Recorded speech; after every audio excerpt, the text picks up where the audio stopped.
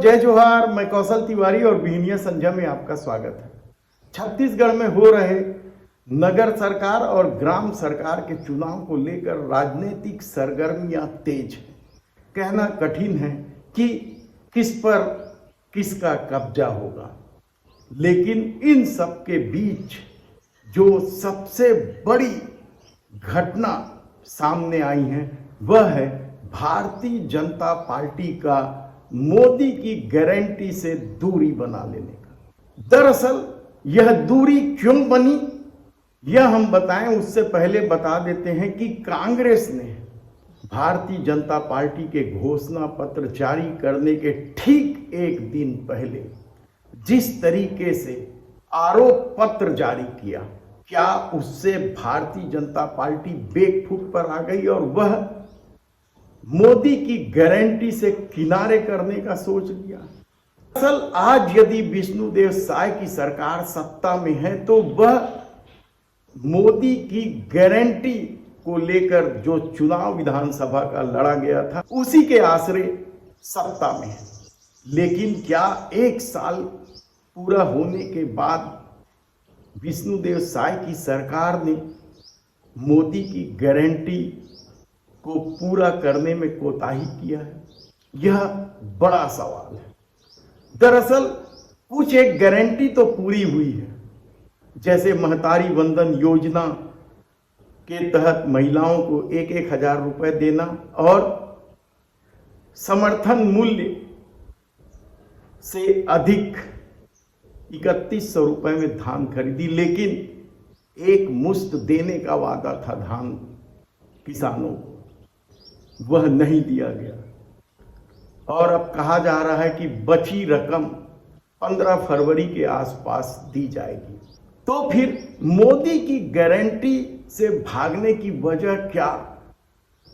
कांग्रेस का वह आरोप पत्र है जिससे भारतीय जनता पार्टी बुरी तरीके से बौखला गई। क्या है कांग्रेस का वह आरोप पत्र?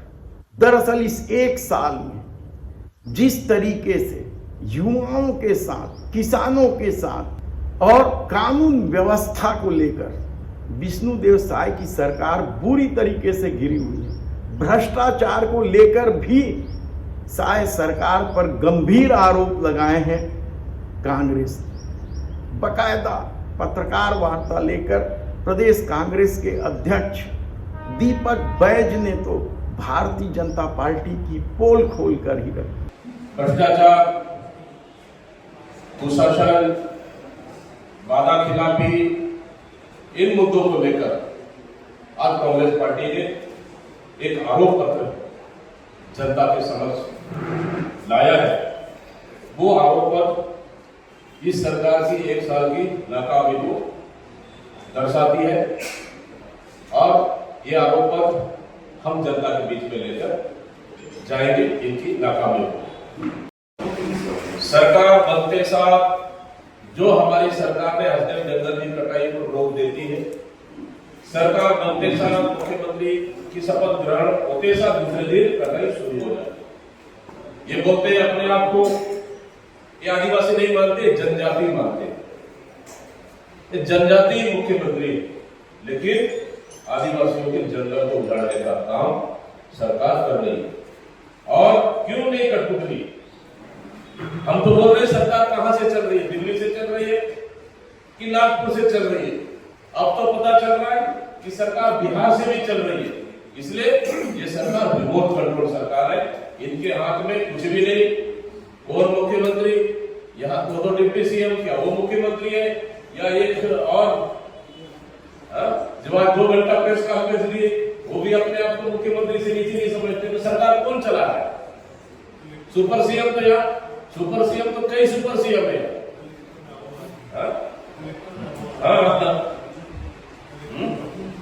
उनको नहीं बोलेंगे पर चल बात है, लेकिन कितने सुपर सीएम है यहाँ बताइए? हमसे एक सीएम को जान ले, लेकिन सरकार में तो कई सुपर सीएम। इसके अलावा जो मंत्रियों का रवैया है, खुद मुख्यमंत्री विष्णुदेव साय की धर्म पत्नी स्वयं को सुपर सीएम कहते घूमते रही। क्या इन सभी कारणों से भारतीय जनता पार्टी ने जब अपना घोषणा पत्र जारी किया तो मोदी की गारंटी को हटा दिया और उसके जगह में अटल का विश्वास पत्र लेकर आ गया। दरअसल पूरे एक साल में यदि घटनाक्रम देखें तो ऐसे कई घटनाएं हुई हैं जो छत्तीसगढ़ को कलंकित कर देने वाली घटना के रूप में हमेशा याद किया जाएगा, जिसमें सबसे दुर्भाग्यपूर्ण घटना थी बलौदा बाजार हिंसा। इस घटना में एसपी कलेक्टर दफ्तर फूंक दिए गए और कितने ही बेगुनाहों को जेल में ठूस दिया गया। इसी तरह की घटना गृह मंत्री विजय शर्मा के क्षेत्र लोहारी डी में हुई थी, जहां एक व्यक्ति को जिंदा जला दिया गया और समूचे गांव को आरोपी बनाने की कोशिश हुई। यहां भी पुलिस बताते रही कि 3 दर्जन से अधिक बेगुनाह लोगों को उसने गिरफ्तार किया है। जमानतों का दौर दोनों ही जगह जारी है। दोनों ही जगह जिन्हें आरोपी बनाए गए थे जमानत होने लगी है, क्योंकि सरकार का पक्ष बेहद ही कमजोर रहा है। ऐसे में क्या सिर्फ कांग्रेस के आरोप लगा देने से ही भाजपा पीछे हट रही है? यही एक कारण नहीं है, बल्कि इसके अलावा वे कारण भी हैं जो विधानसभा चुनाव तो भाजपा जीत गई, लेकिन उस मोदी की गारंटी को पूरा करने से हिल हवाला करते रही। उसमें सबसे गंभीर मामला जो युवाओं के साथ जुड़ा हुआ है, 57,000 शिक्षकों की भर्ती, ये मोदी की गारंटी थी। और लोकसभा चुनाव के पहले इस गारंटी को पूरा करने का दावा इस कदर किया गया कि विधानसभा में तत्कालीन शिक्षा मंत्री ने बजट तक स्वीकृत कर लेने का दावा किया। लेकिन साल भर बीत जाने के बाद भी शिक्षकों की नियुक्ति का मामला अटका हुआ है, जिससे युवाओं में बेहद ही आक्रोश है। युवाओं में आक्रोश तो डीएड अभ्यर्थी को लेकर भी है। इस मामले में सुप्रीम कोर्ट से जीत हासिल करने के बाद भी अभी तक डीएड अभ्यर्थियों की नियुक्ति शुरू नहीं हुई।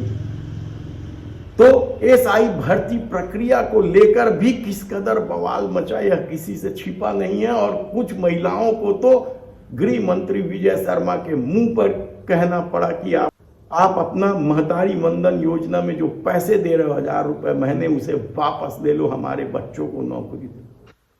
और सरकार के नियमों के तहत नौकरी पाए बीएड शिक्षकों का तो ये हालत है कि उन्हें बर्खास्तगी का नोटिस थमा दिया गया। वे भी आंदोलनरत थे, लेकिन आचार संहिता की वजह से वे अपने अपने गांव लौट गए। लेकिन सिर्फ युवाओं का मामला नहीं था मोदी की गारंटी में। मोदी की गारंटी में तो 500 रुपए में गैस सिलेंडर देने का भी वादा था। और इसके अलावा भी कई मामले थे जो मोदी के गारंटी के तहत दिए गए थे और सत्ता में आने के बाद विष्णुदेव साय की सरकार इसे भूल गई। और शायद यही वजह है कि वह इस बार नगरीय निकाय चुनाव में जो घोषणा पत्र जारी की उसमें मोदी की गारंटी की जगह अटल विश्वास पत्र जारी कर दिया।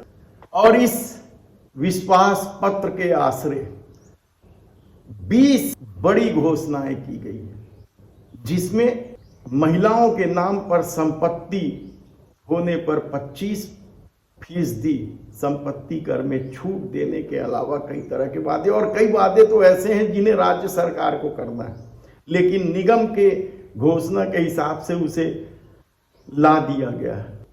अब आप समझिए कि विधानसभा और लोकसभा में मोदी के आश्रय जीतने वाली विष्णुदेव साय की सरकार या भारतीय जनता पार्टी अब नगरीय निकाय चुनाव में किस तरीके से मोदी की गारंटी से पीछे हट रही है।